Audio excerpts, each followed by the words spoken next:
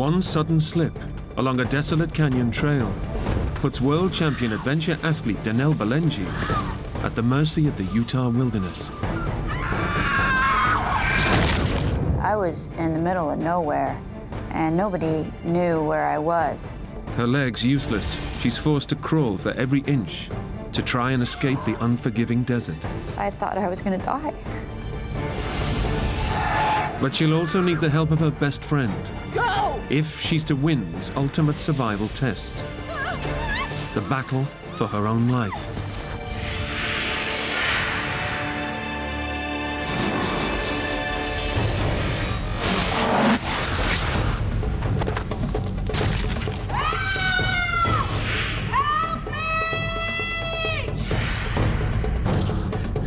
Go find me help.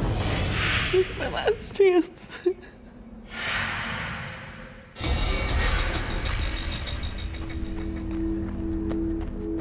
Danelle Balenji is a super athlete.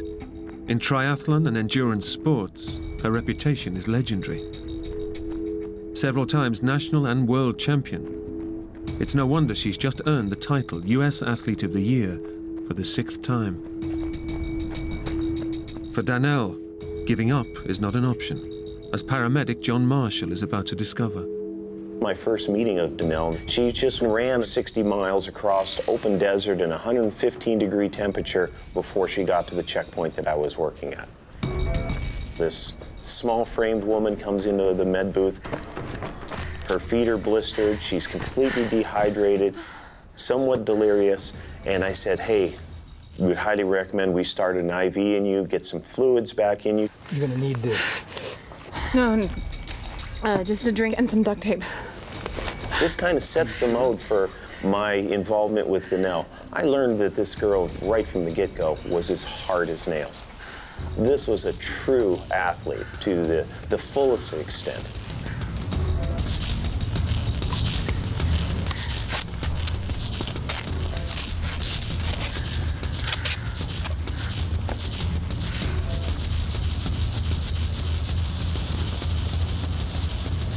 They say to be a great adventure athlete, first and foremost, you have to be hard to kill. Danelle was hard to kill.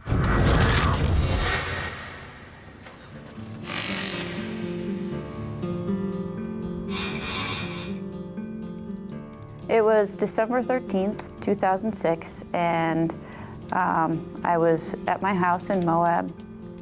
The winter season was approaching, and I was wanting to get in shape for the snowshoe racing season and also to compete in some winter triathlons. Oh, hey, Taz. Give me a minute, okay?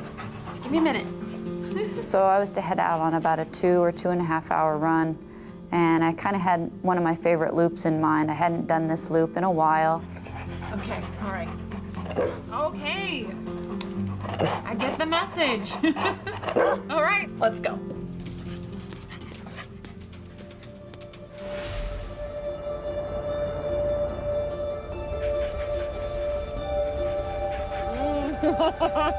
One of the world's premier extreme sports athletes, Danelle is known for staggering feats of endurance in adventure racing.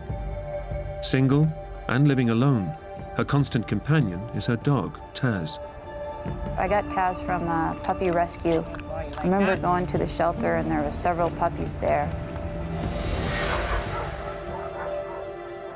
This one puppy sort of stood out.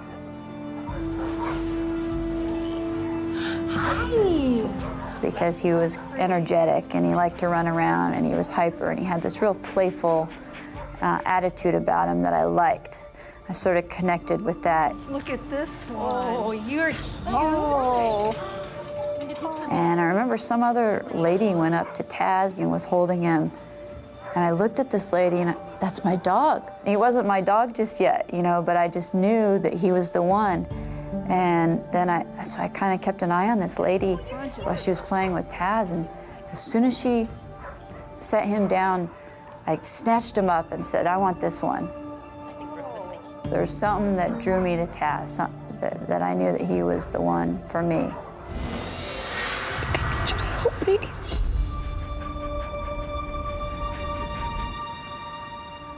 With Taz for company, Donnell is planning a routine training run through Moab's backcountry. It's a beautiful but rugged wilderness where few people ever go. It was a sunny day, but it was cool, probably temperatures in the 30s, around 30 degrees Fahrenheit. I had my kayak on top of my truck, hopefully planning on going kayaking later that afternoon. I didn't see any bikers or hikers out, just myself and Taz. Come on, Taz. I brought my water bottle. At the last minute, I thought, well, I'll grab this little waist pack so I don't have to carry the water bottle in my hand. That way I could just put the water bottle in the waist pack. And it was a small waist pack with 2 zipper pockets. I didn't know what was in those pockets. I just grabbed it, and whatever was in there from my previous run was in my waist pack. And I headed out on the run. Let's go. I had absolutely no idea that my life was going to completely change that day. Come on, boy. Despite its beauty, the backcountry surrounding Moab can be hostile and dangerous. Just in the last month, 2 men have fallen victim to the deadly terrain, found frozen to death in the bitter desert night. Search and rescue teams are called out regularly to save hikers in distress. But Donnell is fearless. 6 times the winner of US Athlete of the Year, she thrives on pushing herself to the limit in the most extreme environments.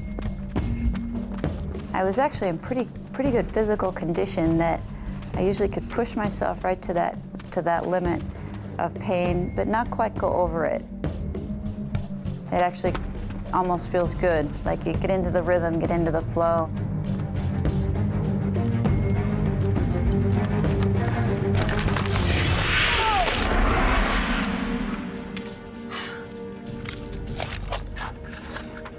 Out for that.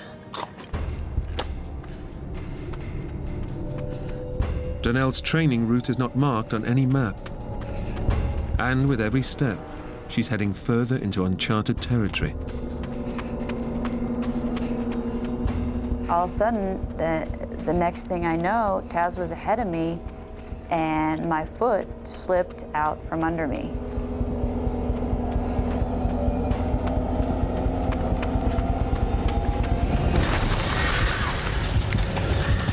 I almost immediately knew that I was in trouble because I couldn't stop. And I was moving fast at that point. And then the last 20 feet were an overhang. Free fall.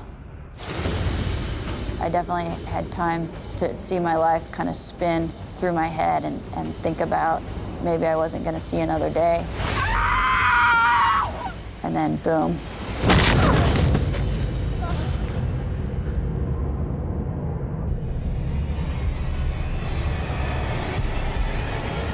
Oh my God, I'm still alive.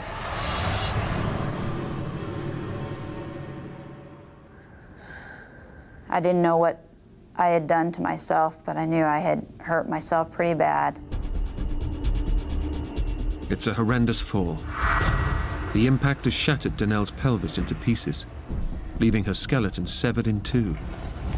There's nothing but soft tissue connecting her legs to the rest of her body. Super athlete Donnell goes into survival mode. Somehow my brain didn't allow itself to think too deeply about what had happened. Despite her terrible injuries, Donnell's endurance training kicks in, and she's determined to keep moving. So what I did was I took my right hand and put it on my right leg, and my left hand and put it on my left leg, and I could feel my legs. And so I knew that I wasn't paralyzed. And my next reaction was, I gotta get out of this canyon. I gotta get back to my truck, and I gotta get home, or I gotta get to the hospital. Incredibly, despite her shattered pelvis, the endurance athlete tries to stand up and run out of the canyon.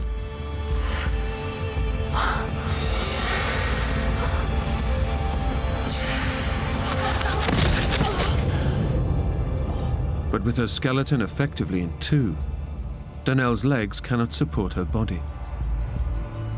Unable to walk or run, she's facing her worst nightmare. Her legs useless, she's alone on a ledge, separated from her dog, Taz. Danelle is stranded in 1,000 square miles of barren, uninhabited wilderness. I knew that I needed to get out of that canyon. The temperatures were cold, and it was the middle of winter. But I couldn't stand up, I couldn't walk. So I just started dragging myself. With her skeleton broken in two, shattered at the pelvis, Danelle is critically injured. Most people would be in agony, but superfit athlete Danelle is experiencing an enormous adrenaline surge, masking the pain.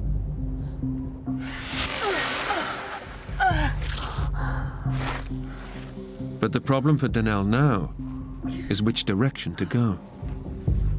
She's no idea if there's a safe way down from the ledge.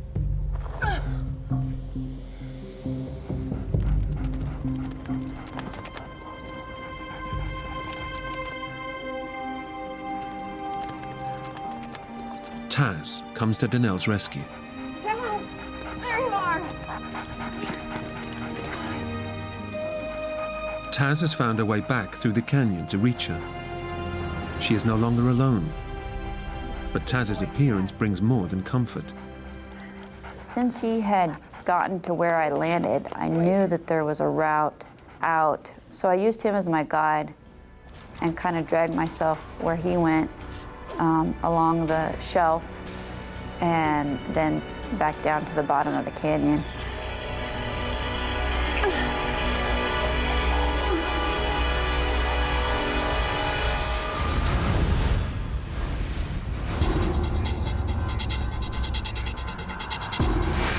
With incredible determination, Danelle follows Taz to the bottom of the canyon and now plans to pull herself back to her truck. But as the adrenaline surge wears off, the pain is starting to take a hold.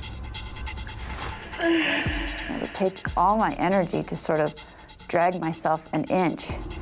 And then the pain would be so bad I would have to regroup and try it again. Time is working against Danelle. She knows the dangers of this remote wilderness, and that if she doesn't reach safety by nightfall, the sub-zero temperatures could kill her. With her energy slipping away, Danelle remembers her waist pack.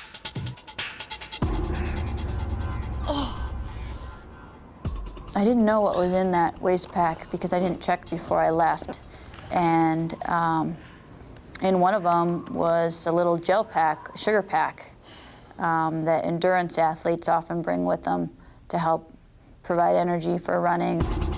Eating the gel provides Danelle with a much-needed boost, as well as a moment to reflect on the colossal task she's taking on. But her progress is excruciatingly slow. At one point, I looked back at my tracks and I could just see where I'd dragged myself through this canyon. It took me probably 2.5 hours just to get to the bottom, dragging myself inch by inch. The canyon that took me maybe 2 or 3 minutes to walk up. The only comfort Danelle has is her dog's constant companionship. Taz was with me this whole time.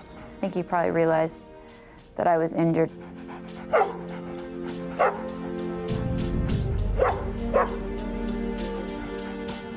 I think he was kind of wondering why I was going so slow. As the winter sun sets, the temperature is dropping below freezing. Daylight is fading fast, and with it, any chances of getting out of the canyon before nightfall.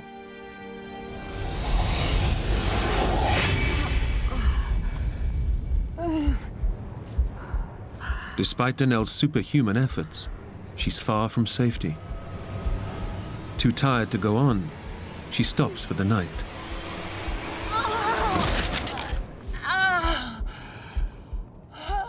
But she knows that this desert has a habit of claiming victims in the hours of darkness.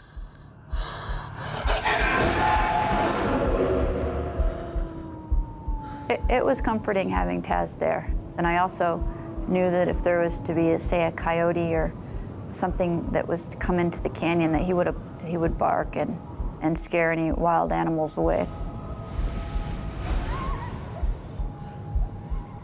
But Taz's presence won't save her from the bitter cold of the savage desert night. With the injuries to my midsection, it was a little bit uncomfortable if he got too close to me, because it would kind of move my bones around. I was really hopeful that I was going to make it out of there, or that somebody was going to get me. I should have realized right then that I was about to die and that I was in the middle of nowhere and nobody knew where I was.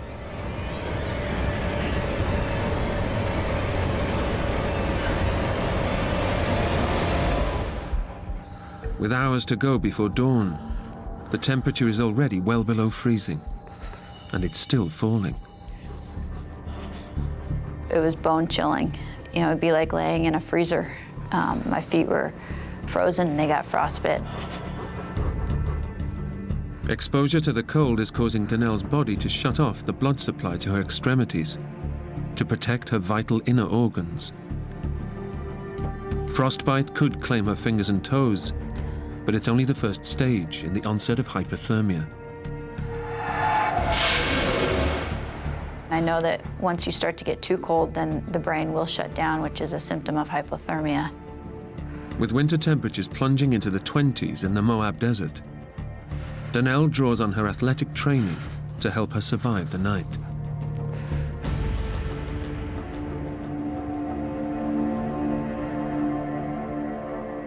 Despite a fractured pelvis, Danelle starts to do crunches to keep herself warm. It was almost like just lifting my head up, my head and my shoulders up. I couldn't do a full sit-up because I didn't have any movement in my midsection. It takes a superhuman effort that's almost too much for her.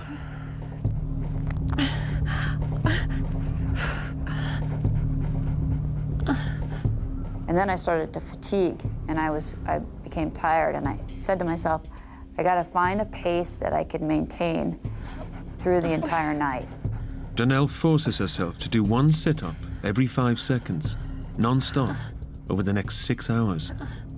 It's an extraordinary challenge, but it's the only way she'll stay alive. I knew if I fell asleep, I would have died of hypothermia. And I knew if I stopped doing the crunches that I would have died of hypothermia. In an incredible feat of physical endurance and mental stamina, Danelle wills herself to survive in freezing conditions.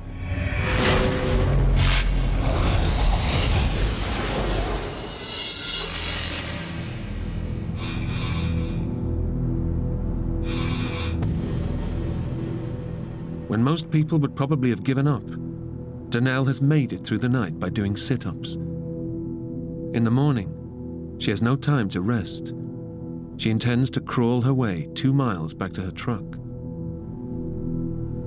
My plan was to take that gel to give me some energy and then to continue to crawl out.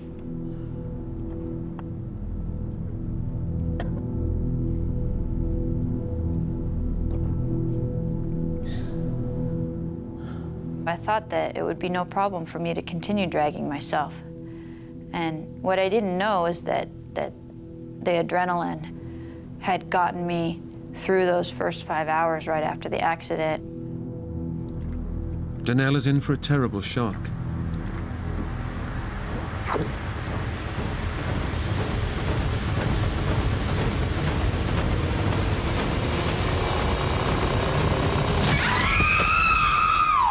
The adrenaline that protected her has completely worn off. Now, if she's to survive, she must face her ordeal with no defense against the pain flooding throughout her body. When I tried to move, it was just throughout my whole body, just this excruciating pain. And on top of the physical pain was the mental pain of being stuck there. I would have rather had 20 people around me hitting me with a hammer. That would have been better than what I was going through.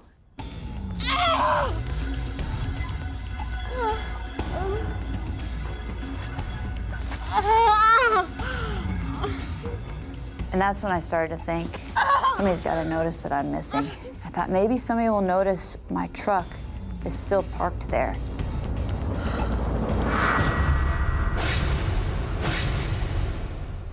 But as she lives alone, no one is looking for Danelle. No one knows she's missing.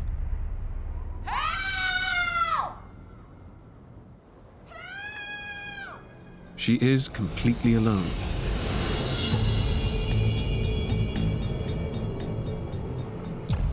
It's nearly 24 hours since her devastating fall, and Danelle is facing a new danger: dehydration. I was aware of how dangerous it can be to get dehydrated.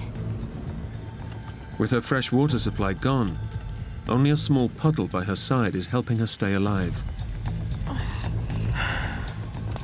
But it was really a struggle to drink from that water source.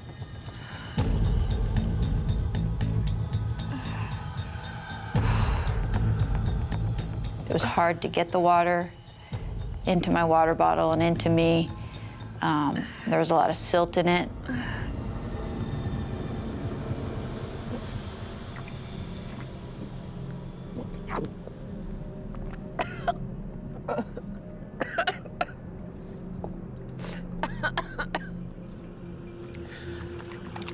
Easy for you.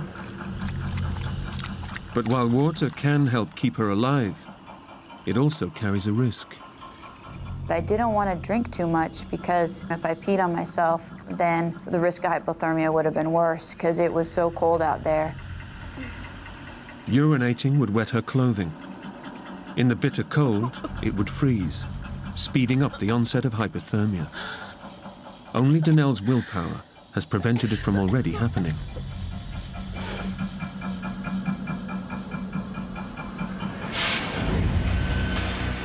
As the day wears on, the risk posed by the bitter cold lingers, but a new threat emerges.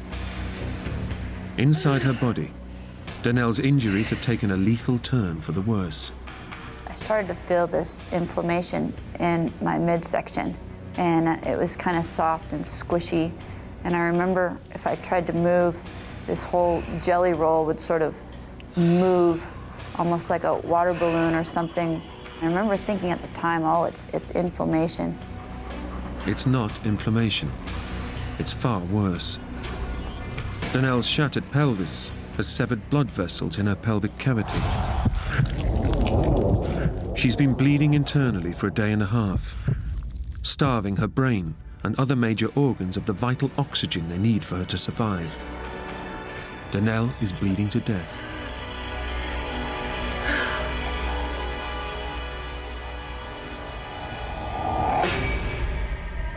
Unable to move and facing another night in freezing temperatures, Danelle is finding it much harder to stay in control. She struggles to do her sit-ups. Worse still, she's beginning to hallucinate because of her blood loss and fatigue.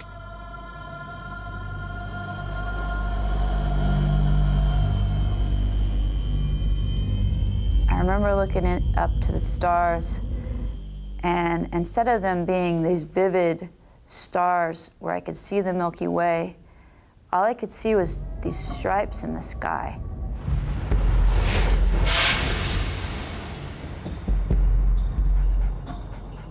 The second night was a lot harder. That first night, Taz kind of cuddled up next to me, and the second night, he didn't want to. He would come and check on me, but he didn't cuddle up next to me. He just kind of looked at me like, you know, what are you doing laying there? But I don't think he knew what to do either. You know, he probably was, maybe he was thinking, you know, should I leave and go get some dog food, you know, and take care of myself, or should I stay here with her? I think Taz knew something was wrong then. His demeanor had changed a little. He seemed a little bit depressed. He seemed kind of frustrated that I wasn't taking him to his doggy bed. He wanted to continue on back to the house. And he kept looking at me like, come on, let's go to a more comfortable spot. second night felt a lot colder to me, too. Felt long and cold.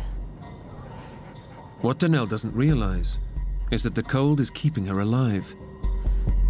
Her core body temperature is now so low that her metabolism is slowing dramatically. Her blood pressure is dropping, which in turn is slowing the internal bleeding.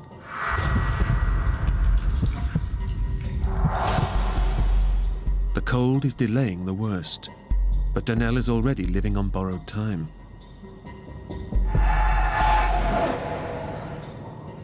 As the night wears on, Danelle is fighting for her life. It's taking every ounce of willpower to avoid drifting off to sleep, where the onset of hypothermia would lead to certain death. I remember wanting to be at home in my bed, where it was warm and comfortable, and where I could sleep. I had been awake this whole time, and I was starting to get the sleep monsters where I wanted to sleep, but I knew I had to stay awake.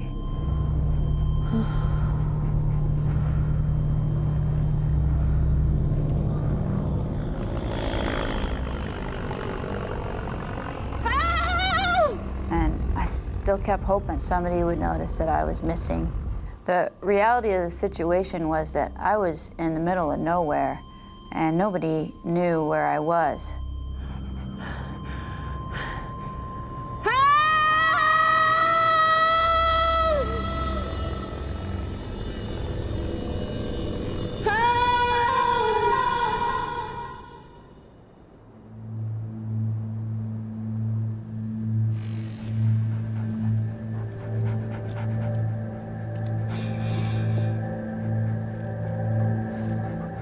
Thanks to her endurance training and extraordinary willpower, Danelle has survived a second night in the freezing winter desert, where most people wouldn't have survived one. But it's unlikely she will survive another. 3 pints of blood have seeped into her pelvic cavity, and she's becoming much weaker. On that lump around my midsection, it was blood. I couldn't see it because it was all internal, but I was losing a lot of blood. I didn't want to die, and I had to get out of the canyon, and nobody knew where I was, so I tried again. And I was determined to fight the pain and to try again.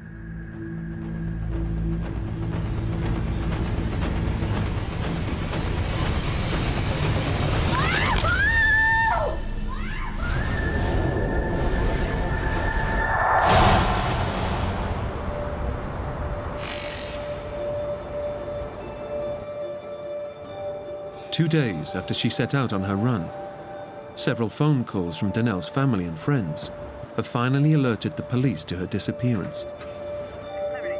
Morning, Frank. What do you got there? I got a possible missing persons call yesterday. I went out to the house this morning to check it out.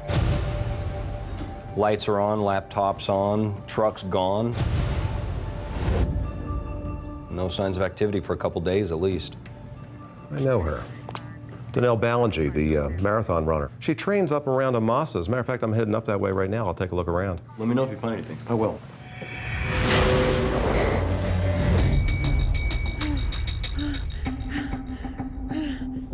Oh, maybe I made it about 3 inches, and I got myself stuck in this small, wasn't even a pothole. It was just a change in direction in the rock, and I couldn't even barely get myself out of it. With little blood-borne oxygen reaching her vital organs, Danelle's body is close to shutting down. It's only her extraordinary physical conditioning that's keeping her alive. But she won't live much longer without medical help. And she knows it. I was hyperventilating, I could barely breathe. And I also starting to lose my vision. I would turn my head to look, and it would just sort of be this blur across the sky.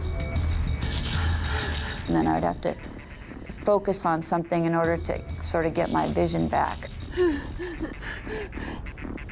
Barely able to see, Danelle can go no further.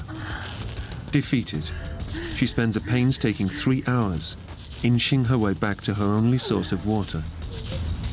50 hours after her dramatic fall, the adventure athlete's hopes of getting out of the canyon alive now seem futile.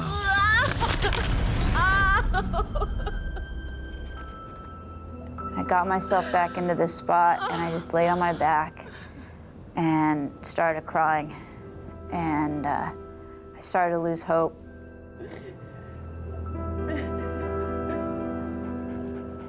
And Taz came over to me and was just licking my tears. And I was so sad that I wasn't gonna I didn't know what was gonna happen to Taz. There was not gonna be anybody to take care of him. I was gonna miss not being able to play with Taz, miss being able to run with him and do the things I love to do. And that's when, still can't talk about it.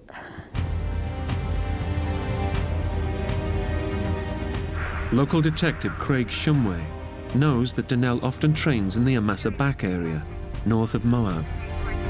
He's hoping his hunch pays off.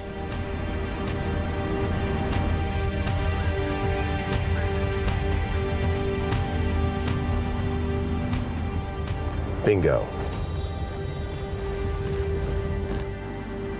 Now a search and rescue operation can be launched, but it may already be too late for Danelle.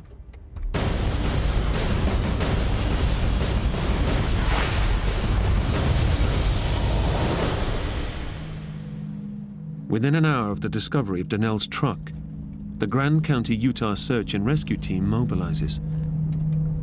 Danelle's been missing over 2 days, and they know any hopes of finding her alive are fading fast. Okay, we've got a missing persons, potential injury in the Amasa Back area. John Marshall is in charge of the search team out in the field. Our organization is set up that individual officers take turns being the officer in charge on any particular day. That day just happened to be my day. Female, brunette, about 5'4", 120 pounds, name Danelle Ballingy. Ballingy? You know her? And instantly, in my mind, the story completely changed. We're not looking for a lost tourist, somebody who just wandered off the trail. We're looking for somebody that's got more backcountry experience than your average John Doe on the street. And if this person's been missing in the backcountry for 2.5 days, they're not just lost. This person's in some serious trouble. While critically injured and exposed to freezing conditions, Danelle's endurance training has helped keep her alive for over 2 days. But the physical ordeal is wearing her down mentally. I was pretty close to dying at that point. And I had lost hope that anybody would find me. Now, after 51 hours, her intense willpower is breaking down. Despite increasing risk of hypothermia, she can no longer stop herself from urinating. With night bringing colder temperatures, Danelle knows that without a miracle, she'll likely freeze to death by morning. The extreme athlete has finally given in. That's when I started to think about my life and everything that I did.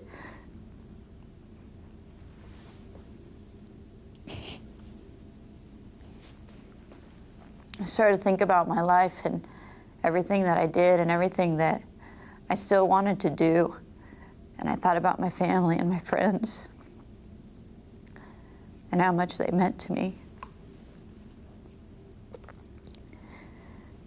And I thought I was gonna die. I mean, I was dying. Tess. Tess. Tess. I need you to help me. Taz was there with me, and he was all I had at that point. And I said to him, I said, Taz, I'm hurt, I need help. Can you go get help? Tess. I need you to help me. Go get me help. Tess, go find some help for me, please. Go. This is my last chance, Tess.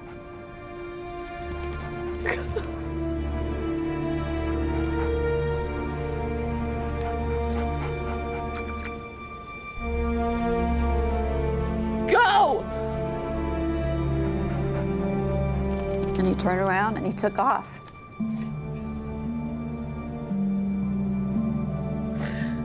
Taz is her only hope. But Donnell knows that by sending him away, she may now face death alone.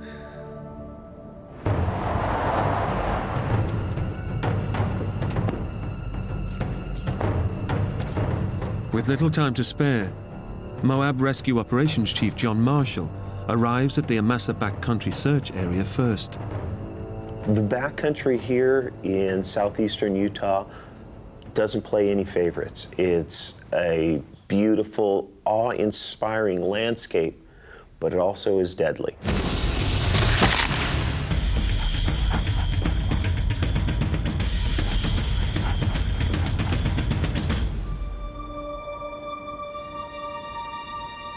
There's a dog down there. You see him? Yeah, I got him.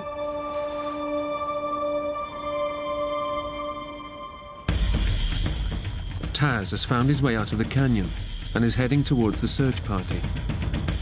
But as he races towards them, John fears the worst. I know my dog will never leave my side as long as I have a pulse. So to see her dog down in the bottom of the canyon for the first time, my heart dropped. It says, oh, this can't be a good sign. The dog has left its master. As the rest of the search party arrives, Taz reaches the top of the canyon.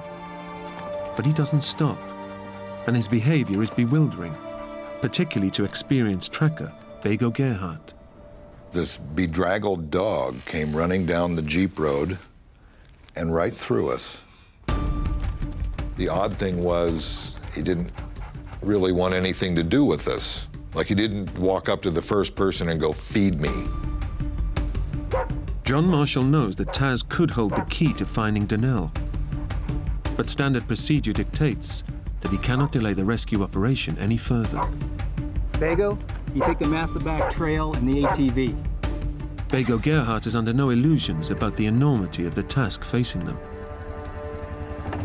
It's usually you're going to look for somebody that's just out after dark, or they broke their ankle and you pretty much know where they are. But this was a full-on search, had no idea within, say, 20 square miles, which is huge in this country with all the canyons and cliffs. 20 square miles can take a long time to cover. It's time they simply don't have. As evening approaches, temperatures are already dropping. But Bego Gerhardt can't rush, for fear of missing a clue that may lead him to Donnell.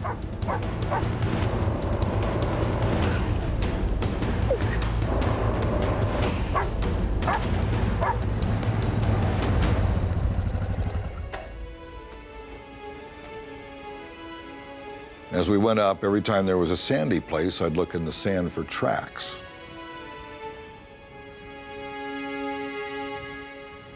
And pretty soon I thought I found some tracks that could be 2 days old, and there were dog tracks along with the shoe prints.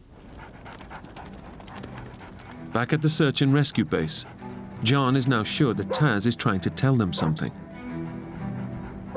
This dog was on a mission, so it's almost as if it ran around and say, hey, look at me, I'm gonna get everybody's attention. Now I'll show you where she's at.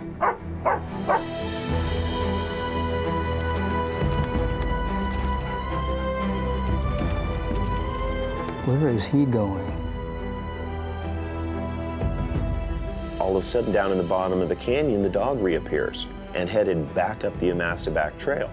So I get on the radio and I radio over to the vehicles heading up the trail. 1T812 to 1T836. Hey, Bego, looks like the dog's coming your direction. Let him pass. Let's see where he's going. I'm looking over my shoulder, and sure enough, Taz appears and takes off up over the hill. I'm going, you know, I think I should follow Taz for about 5 minutes just to see. Okay, dog. Let's see what you know. Time is running out. As nightfall approaches, a new threat to the rescue operation has emerged. Heavy snowfall is forecast, which Donnell couldn't hope to survive. Following Taz may now be the last chance of finding Donnell alive.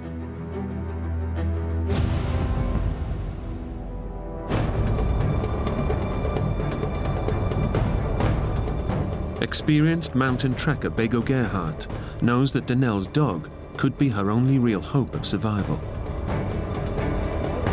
I know to pay attention to dogs because they know stuff.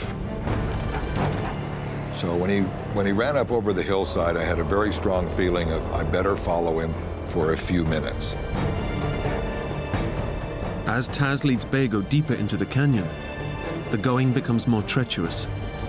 Bego must slow the ATV and risk losing the dog's trail.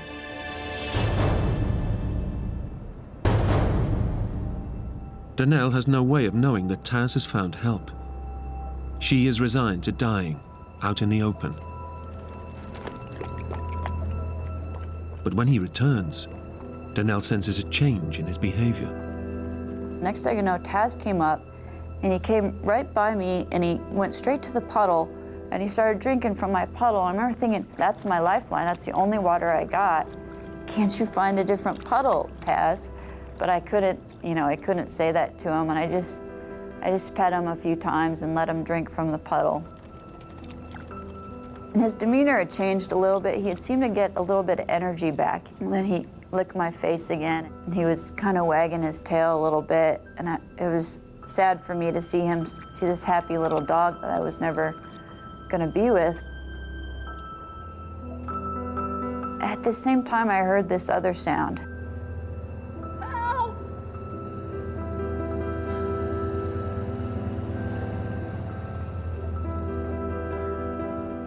I wasn't hopeful because I'd been screaming help for 50 some hours straight, and nobody had come to help me. Help!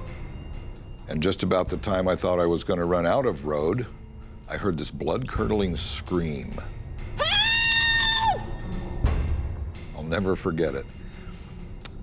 And had to be Donnell.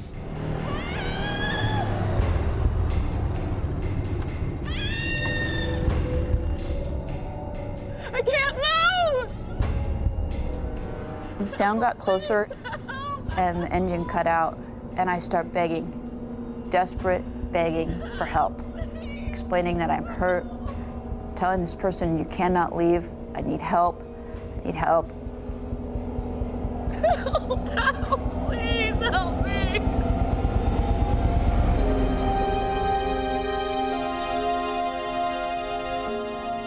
It was the best moment of my life, because I knew right then that I was going to get a second chance. I knew I was going to make it. And it was quite emotional because not very often do you go on a rescue where somebody's life is really quite on the edge. The look on her face was one of relief, and then the tears came. Next thing he said to me was, you got one good dog. And I just started crying. I just laid there and started crying.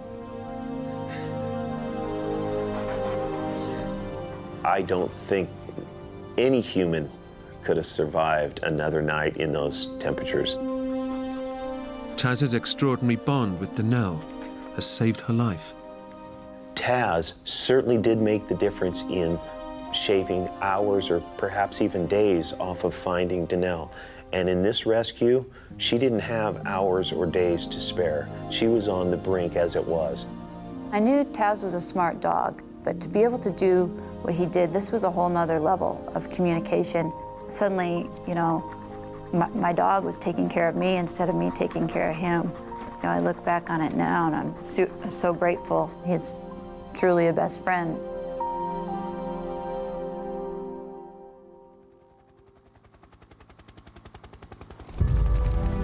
Donnell is airlifted to hospital and undergoes emergency surgery to repair the severed vessels that have pumped 3 pints of blood into her pelvic cavity. Then there's a 6-hour operation to pin her shattered pelvis back together. It's touch and go whether she'll pull through. When we get the reports back to her medical condition, and all the doctors were saying, she really shouldn't be alive with the massive amounts of blood loss that she had, the hypothermia, the frostbite, everything combined, she should have been dead days ago. But here it is 2.5 days later, and she's smiling. But there's another shock waiting for Donnell when she gets to see her feet for the first time in 3 days. Laying there in the hospital bed, and they had taken my shoes off, and I finally got a glimpse of my feet, and they were black from frostbite. Every single one of my toes and then part of my foot was black. You know, with frostbite, you just have to give it time, and eventually over the next 24 hours, slowly but surely, the color started to come back in my toes, my feet, and so I knew I was gonna be able to, my feet were gonna be okay. The prognosis for Donnell's fractured pelvis was not so reassuring. The doctor said that the injuries in my pelvis were pretty extensive, so I didn't know if I was going to be wheelchair bound the rest of my life or if I was going to be able to walk again. Her life has been saved, but her body may be shattered beyond repair. Doctors fear she may never walk again. Against all the odds, the extraordinary determination that kept her alive in the canyon has now put her back on her feet again. After 6 hours in surgery and months of rehab, Donnell is up and running. I'm still able to do what I love to do. It's taken several months of recovery and rehab, but I'm back out running again, running the trails. Taz and I go out almost every day. And Taz has a new playmate. My son he's really a gift, and every moment with him I appreciate, and I think I appreciate him even more knowing that, you know, he may have never been if it wasn't for Taz and all the people that, you know, were there to help me survive that experience.